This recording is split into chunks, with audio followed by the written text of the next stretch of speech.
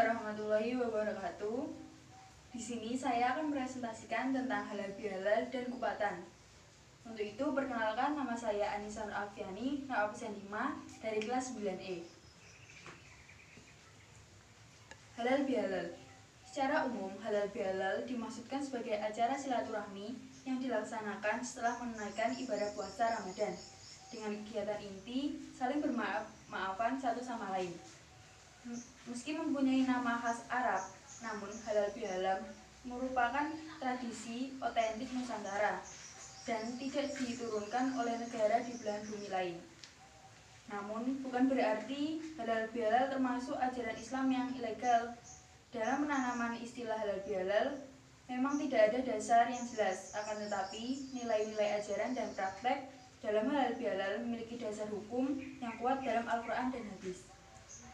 Dalam sebuah hadis yang diriwayatkan oleh Al-Bukhari, Rasulullah bersabda, "Barang siapa yang melakukan kezaliman kepada saudaranya, hendaklah meminta maaf darinya, karena di sana tidak ada lagi perhitungan dinar dan dirham sebelum kebaikannya diberikan kepada saudaranya, dan jika tidak punya kebaikan lain, maka keburukan saudaranya itu akan diambil dan diberikan kepadanya." Sejarah halal bihalal. Belum ada riwayat yang secara sahih menceritakan siapa pencetus tradisi halal bihalal ini. Ada yang mengatakan halal bihalal dirintis oleh Pangeran Sambanyawa. Dikisahkan untuk menghemat waktu, tenaga, pikiran, dan biaya, maka setelah sholat Idul Fitri diadakan pertemuan antara raja dengan para punggawa dan prajurit secara serentak di balai istana. Semua punggawa dan prajurit dengan tertib melakukan sungkem kepada raja dan permaisuri. Sebagian variasi menyebutkan halal bihalal merupakan tradisi yang dibuat oleh Kiai Wahab Hasbullah dengan Bung Karno ketika Indonesia mengalami masa disintegrasi di mana terjadi pemberontakan oleh kelompok DITII hingga PKI yang melibatkan berbagai tokoh politik. Menjaga tradisi.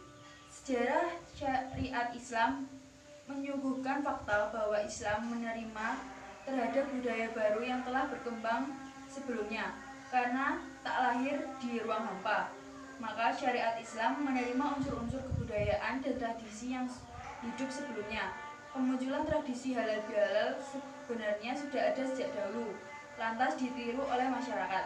Namun, ruang lingkup yang digunakan masyarakat tidak lagi terjebak dalam batasan wilayah istana, seperti yang dilakukan oleh Pangeran Sambanyawa maupun Bung Karno. Mereka membuat tradisi ini lebih membaur dan diterima di masyarakat Muslim Indonesia. Hari ini, kegiatan halal bihalal tidak hanya berupa bermaaf-maafan saja, akan tetapi masyarakat mampu membuatnya lebih nyaman dan humoris. Halal bihalal seringkali diiringi dengan nasihat keagamaan dan dilakukan dengan makan bersama. Selanjutnya, budaya sungkem. Dalam kebudayaan Jawa, istilah sungkem digunakan sebagai bentuk rasa hormat kepada orang yang lebih tua dan simbol permintaan maaf. Hal serupa juga terjadi ketika halal bihalal. Masyarakat biasanya akan melakukan sungkem kepada orang yang lebih tua sebagai tanda permintaan maaf mereka. Bahkan tidak sedikit orang yang meneteskan air mata ketika melakukan sungkem. Tradisi sungkem dalam edisi lebaran ini sebenarnya sudah dilakukan pada masa Kesunanan Surakarta dan Pura Mangkunegaran. Saat itu, Kanjeng Gusti Pangeran Adipati Arya Mangkunegaran I beserta seluruh abdi dalam berkumpul dan saling bermaaf setelah melakukan sholat Id. Hingga saat itu pun budaya sungkem masih menjadi tradisi halal bihalal yang tidak boleh ditinggalkan. Selanjutnya, kupatan. Tradisi ini biasanya dilakukan seminggu setelah Idul Adha. Biasanya masyarakat desa berkumpul di suatu tempat seperti masjid atau musola untuk melakukan selamatan, dan seluruh warga membawa hidangan yang didominasi dengan kupat. Kupat merupakan makanan yang terbuat dari beras yang dibungkus dengan selonjoran dari anyaman daun kelapa yang masih muda. Makanan ini biasanya disajikan bersama sayur pelengkap seperti opor ayam dan lainnya. Ketupat sudah menjadi maskot makanan khas Lebaran. Namun dalam tradisi Jawa, makanan ini bukan hanya sajian pada hari kemenangan, tetapi makna filosofis yang mendalam dalam tradisi Jawa. Menurut para ahli, seorang budayawan yang bernama Zastrow Al-Ngatawi menegaskan bahwa tradisi ini merupakan bentuk dari sublimasi dari ajaran Islam dalam tradisi masyarakat Nusantara.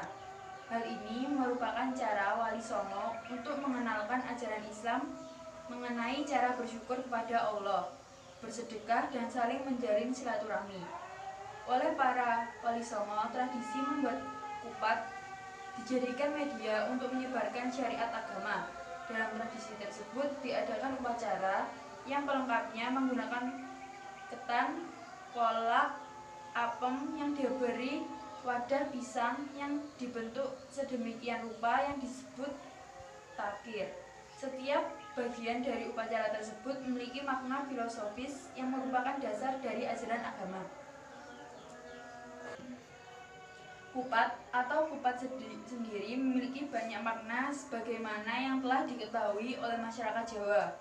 Kupat diartikan sebagai laku papat yang menjadi simbol dari 4 segi dari kupat. Laku papat yaitu 4 tindakan yang terdiri dari lebaran, lubaran, leburan, laburan. Meskipun dari 4 tindakan tersebut antara lain yang pertama lebaran, yaitu suatu tindakan yang berarti telah selesai yang diambil dari kata lebar, selesai dalam menjalani ibadah puasa dan diperbolehkan untuk menikmati makanan. Yang kedua, lubaran, berarti meluber, melimpah yang menyimbolkan agar melakukan sedekah dengan ikhlas, bagaikan air yang berlimpah meluber dari wadahnya. Oleh karena itu, tradisi membagikan sedekah di Hari Raya Idul Fitri menjadi kebiasaan umat Islam di Indonesia. Yang ketiga, leburan, berarti lebur atau habis. Maksudnya adalah agar saling memaafkan dosa-dosa yang telah dilakukan, sehingga segala kesalahan yang telah dilakukan menjadi suci bagai anak yang baru lahir. Yang keempat, laburan, berarti masih putih, berasal dari kata labur atau kapur. Harapan telah melakukan leburan agar selalu menjaga kebersihan hati yang suci. Cukup sekian yang dapat saya sampaikan, kurang lebihnya mohon maaf. Terima kasih. Wassalamualaikum warahmatullahi wabarakatuh.